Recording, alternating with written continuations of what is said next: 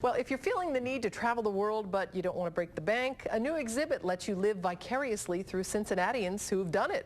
Local 12's Megan Moore has a preview from the Museum Center.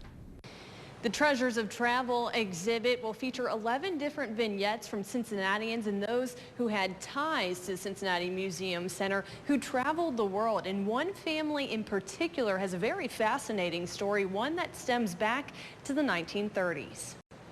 In 1928, with big travel plans in mind, Julius and Dorette Fleischmann had the largest and most expensive personal yacht in America built, called the Camargo. They took a cruise around the world with a crew of 36, all sorts of people, and it took them more than a year before they came back. Collecting a lot of artifacts along the way. There are shields, there are masts, there's tools, anything you can think of they brought back. Also bringing back an abundance of photos. They hired professional photographer Amos Burg to document their travels. And it's a good thing they did, because one part of their trip is particularly interesting. It's not every day you help rescue castaways.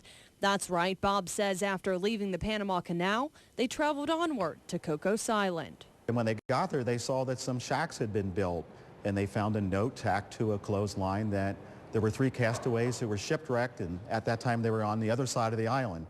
So they called for the USS Navy. And the 3 shipwrecked men were saved. The Fleischmanns don't just have the pictures to prove it.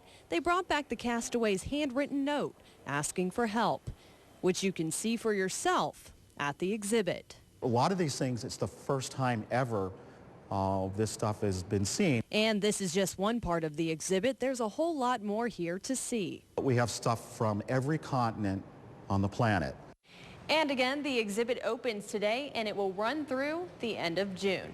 At the Cincinnati Museum Center, Megan Moore, Local 12 News. Well, cool exhibit. I wonder if they ever ran across Gilligan in the Skipper.